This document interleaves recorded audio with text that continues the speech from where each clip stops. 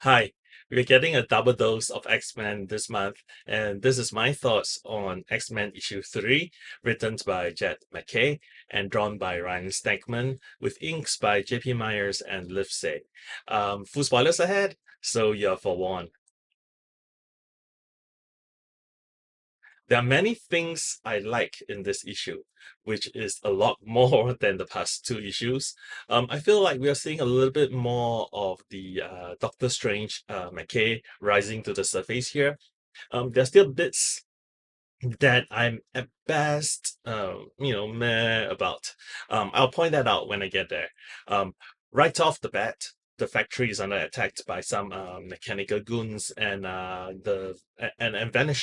And then we get to the first bit of interconnectivity here, hearing Cyclops half of his conversation with Rogue. So apparently Rogue is going to move against Dr. Alice and the ex-Jill, the former Xavier Schools for Gifted students. Hi, Future Tyler here. Yeah, I like that part. It shows that while Krakoans may have been dispersed among the world, some of the senior X-Men are still keeping in touch with one another. Now, if they also take care of the more vulnerable members of Krakoa, like young mutants with no hope to call their own, that would be perfect. Yep. So why is Hank speaking like a pirate? Ahoy hoy? I don't know. So the Magneto and Temple scene.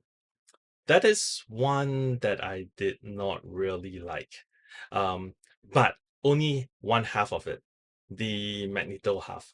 Magneto had felt off since the first issue, and he continues to feel very off here. Like, why is he explaining Temper's name? Why is he speaking down to her initially? I mean, if he wants to apologize, do it. Max is like not above admitting that he's wrong without excuses.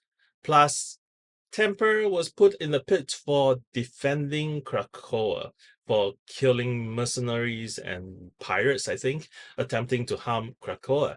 So, like in this instance, both Magneto and Professor X were wrong. I agree.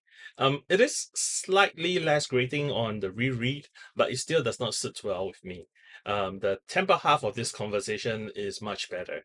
She has a right to be angry at Magneto and not simply like lashing out at Q in issue 1. The confrontation between Cyclops and Agent looks vexed.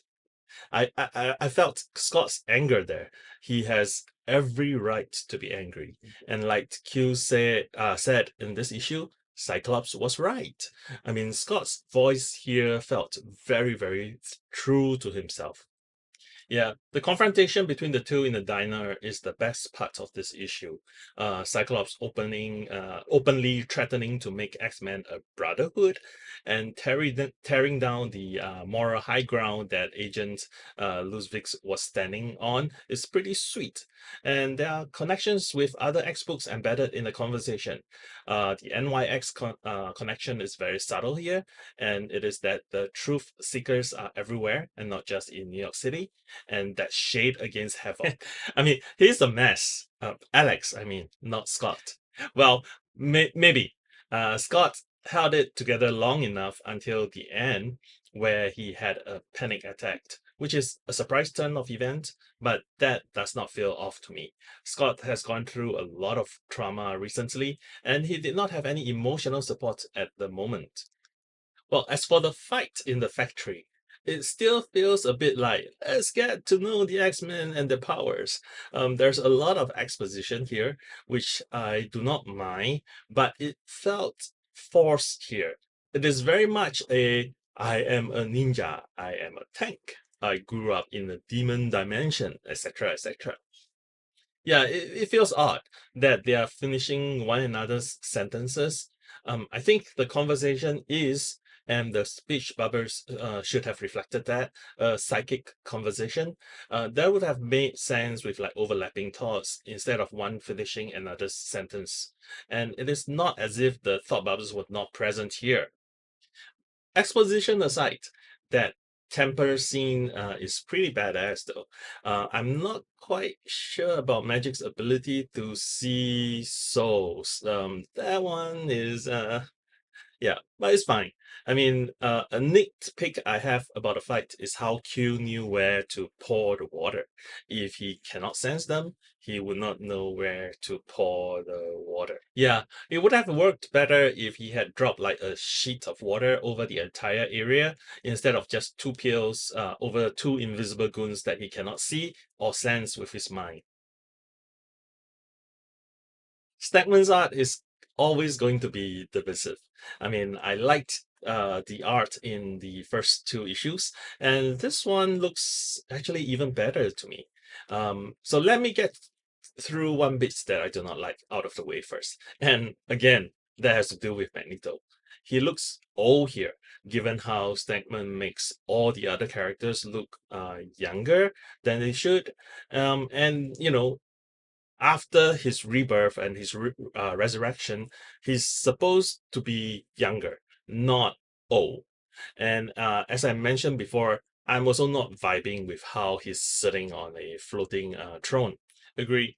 Otherwise, this issue shows that Stegman is able to draw a talking head type of confrontation as well as a fight scene. The range of emotions in the diner scene would not have worked as well without the right expressions through the art.